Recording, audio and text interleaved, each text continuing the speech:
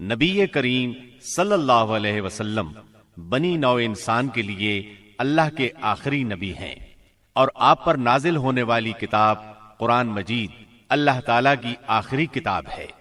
لہذا نبی کریم صلی اللہ علیہ وسلم کی پاکیزہ زندگی امت مسلمہ کے لیے تا قیامت واجب الاتباع، رشد و ہدایت کا ابدی سرچشمہ اور ذریعہ نجات ہے۔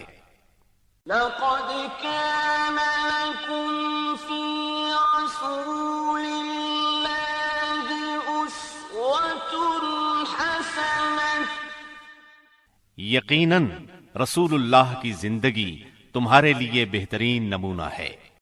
اس سیٹ میں سیرت النبی صلی اللہ علیہ وسلم کو مفصل طور پر بیان کیا گیا ہے۔ نبی صلی اللہ علیہ وسلم کی زندگی کے تمام پہلو اور واقعات ترتیب وار انتہائی دلچسپ انداز، خوبصورت آواز اور آسان الفاظ میں بیان کیے گئے ہیں۔ لیجیے سماعت فرمائیے۔ رحمت للعالمین۔ سیرت نبوی کو مکمل طور پر بیان کرنا اس وقت تک ممکن نہیں جب تک اسلام سے پہلے اور بعد کے حالات کا تقابل نہ کیا جائے۔ اس لیے ہم اصل مضمون سے پہلے اسلام سے پہلے عرب کی کیفیت بیان کریں گے، عرب اقوام اور ان کی معاشرت کا نقشہ کھینچیں گے، پھر وہ حالات بیان کریں گے جن میں رسول اللہ صلی اللہ علیہ وسلم کی بعثت ہوئی۔ لفظ عرب کے لغوی معنی صحرا اور بے آب و گیاہ زمین کے ہیں۔ عہد قدیم سے یہ لفظ جزیرہ نمائے عرب اور اس میں بسنے والی قوموں پر بولا گیا ہے۔ عرب کے مغرب میں بحر احمر اور جزیرہ نمائے سینا ہے۔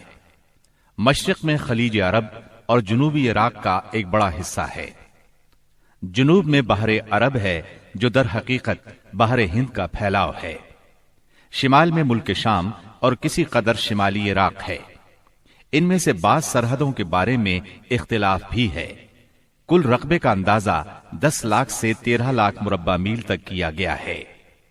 نسلی اعتبار سے مورخین نے عرب اقوام کی 3 قسمیں قرار دی ہیں۔ نمبر 1، عرب بائدہ، یعنی وہ قدیم عرب قبائل اور قومیں جو بالکل ناپید ہو گئیں اور ان کے متعلق ضروری معلومات بھی دستیاب نہیں، مثلا عاد، سمود، تسم، جدیس، عمالقہ وغیرہ۔ نمبر 2، عرب عاربہ، یعنی وہ عرب قبائل جو یعرب بن یشجب بن قحطان کی نسل سے ہیں، انہیں قحطانی عرب کہا جاتا ہے۔ نمبر 3، عرب مستعربہ، یعنی وہ قبائل جو سیدنا اسماعیل علیہ السلام کی نسل سے ہیں، انہیں عدنانی عرب کہا جاتا ہے۔ عرب عاربہ یعنی قحطانی عرب کا اصل گہوارہ ملک یمن تھا۔ یہیں ان کے خاندان اور قبیلے مختلف شاخوں میں پھوٹے، پھیلے اور بڑھے۔ ان میں سے 2 قبیلوں نے بہت شہرت حاصل کی۔ ایک ہمیر، جس کی مشہور شاخیں زید الجمہور، قزاع اور سکاسک ہیں۔ دوسرا کہلان، جس کی مشہور شاخیں ہمدان، انمار، مزہج، تے، کندہ، لخم، جزام، ازد، اوس، خزرج اور اولاد جفنا ہیں، جنہوں نے آگے چل کر ملک شام میں بادشاہت قائم کی اور آل غسان کے نام سے مشہور ہوئے۔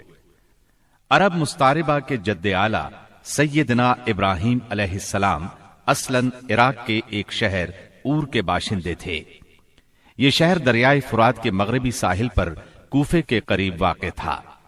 اس کی کھدائی کے دوران میں جو کتبے برآمد ہوئے، ان سے اس شہر کے متعلق بہت سی تفصیلات منظر عام پر آئی ہیں، اور سیدنا ابراہیم علیہ السلام کے خاندان کی بعض تفصیلات معلوم ہوئی ہیں۔ نیز ملک کے دینی اور اجتماعی حالات بھی سامنے آئے ہیں۔ سیدنا ابراہیم علیہ السلام یہاں سے ہجرت کر کے شہر حران تشریف لے گئے تھے، اور پھر وہاں سے فلسطین جا کر اس کو اپنی دعوتی سرگرمیوں کا مرکز بنا لیا، اور دعوت و تبلیغ کے لیے یہیں سے اندرون و بیرون ملک آتے جاتے رہتے تھے۔ ایک بار آپ مصر تشریف لے گئے۔ فرعون نے آپ کی بیوی سیدہ سارہ علیہ السلام کی کیفیت سنی تو بدنیت ہو گیا۔ انہیں بری نیت سے اپنے دربار میں بلایا، لیکن اللہ نے سیدہ سارہ کی دعا کے نتیجے میں غیبی طور پر فرعون کی ایسی گرفت کی کہ وہ ہاتھ پاؤں مارنے لگا۔ اس کی نیت بد اس کے منہ پر مار دی گئی، اور وہ اس حادثے کی نوعیت سے سمجھ گیا کہ سیدہ سارہ اللہ کی نہایت خاص اور مقرب بندی ہیں۔ وہ ان کے اس وصف سے اس قدر متاثر ہوا کہ اپنی بیٹی ہاجرہ کو ان کی خدمت میں دے دیا۔ پھر سیدہ سارہ نے سیدہ ہاجرہ کو ابراہیم علیہ السلام کی زوجیت میں دے دیا۔ ابراہیم علیہ السلام ان دونوں کو لے کر فلسطین واپس تشریف لائے۔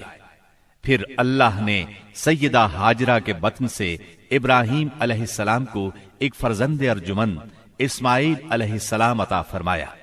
سیدہ سارہ بے اولاد تھیں، اس لیے انہیں بہت غیرت آئی، اور انہوں نے سیدنا ابراہیم علیہ السلام کو مجبور کیا کہ سیدہ ہاجرہ کو ان کے نوزائیدہ بچے سمیت جلا وطن کر دیں۔ حالات نے ایسا رخ اختیار کیا کہ انہیں سیدہ سارہ کی بات ماننا پڑی، اور وہ سیدہ ہاجرہ اور اسماعیل علیہ السلام کو لے کر حجاز تشریف لے گئے۔ وہاں انہیں ایک بے آب و گیاہ وادی میں اتار دیا۔ اسی جگہ آج بیت اللہ ہے، اس وقت نہیں تھا، صرف ٹیلوں کی طرح ابھری ہوئی زمین تھی۔ سیلاب آتا تو دائیں بائیں سے کترا کر نکل جاتا تھا۔ وہیں مسجد حرام کے بالائی حصے میں زمزم کے پاس ایک بہت بڑا درخت تھا۔ آپ نے ان دونوں کو اسی درخت کے پاس چھوڑا تھا۔ اس وقت مکے میں پانی تھا نہ انسان، اس لیے سیدنا ابراہیم علیہ السلام نے ایک توشہ دان میں کھجوریں اور ایک مشکیزے میں پانی رکھ دیا۔ اس کے بعد فلسطین واپس چلے گئے۔ ادھر چند ہی دن میں کھجوریں اور پانی ختم ہو گیا۔ سخت مشکل پیش آئی، مگر اس مشکل وقت میں اللہ کے فضل سے زمزم کا چشمہ پھوٹ پڑا اور ان کے لیے خوراک کا سامان بن گیا۔ اسماعیل علیہ السلام جب جوان ہوئے تو جرہم قبیلے سے عربی سیکھ لی۔ یہ قبیلہ وہاں پانی دیکھ کر آباد ہو گیا تھا۔ اس قبیلے کے لوگ انہیں پسند کرنے لگے تو ان لوگوں نے اپنے خاندان کی ایک خاتون سے ان کی شادی کر دی۔ اسی دوران میں سیدہ ہاجرہ کا انتقال ہو گیا۔ ادھر سیدنا ابراہیم علیہ السلام کو خیال آیا کہ اپنا ترکہ دیکھنا چاہیے، چنانچہ وہ مکہ معظمہ تشریف لے گئے، لیکن سیدنا اسماعیل علیہ السلام سے ملاقات نہ ہوئی۔ بہو سے حالات دریافت کیے، اس نے تنگ دستی کی شکایت کی۔ آپ نے وصیت کی کہ اسماعیل آئیں تو کہنا اپنے دروازے کی چوکھٹ بدل دیں۔